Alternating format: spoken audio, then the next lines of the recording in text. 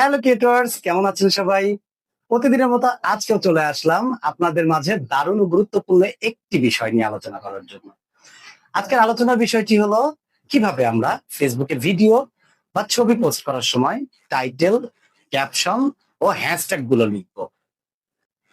প্রথমেই রিলস বা ভিডিওর টাইটেল নিয়ে কথা বলা যাক। টাইটেল হলো একটি সংক্ষিপ্ত বাক্য বা শব্দগুচ্ছ যা ভিডিওর মূল বিষয়বস্তু কি সে সম্পর্কে দর্শককে একটি স্পষ্ট ধারণা দেয়। আপনি ফেসবুকে সর্বোচ্চ 255 ক্যারেক্টারের মধ্যে একটি টাইটেল লিখতে পারবেন, তবে এটি 220 ক্যারেক্টারের মধ্যে লেখাটাও উত্তম। এখন আসি ভিডিও বা ছবির ক্যাপশন নিয়ে।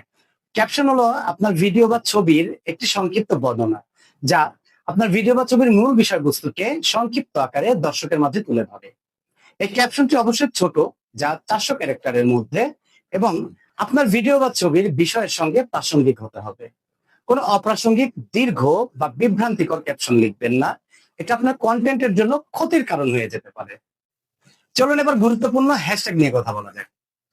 আপনাদের অনেকেরই মনে প্রশ্ন, হ্যাশট্যাগ ব্যবহার করা কি উচিত? যদি উচিত হয় তাহলে কয়টি ব্যবহার করব? অবশ্যই পোস্টের নিচে হ্যাশট্যাগ ব্যবহার করবেন, তবে সেটা হতে হবে আপনার পোস্টের সঙ্গে রিলেটেড বা প্রাসঙ্গিক, এবং সর্বোচ্চ 5টি।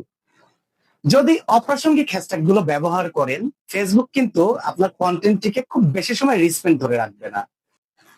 তাহলে আপনার কন্টেন্টকে কার্যকরীভাবে দর্শকের কাছে পৌঁছে দিতে এবং লং টাইম ফেসবুকের রিচমেন্ট ধরে রাখতে এই টিপস গুলো মেনে চলুন।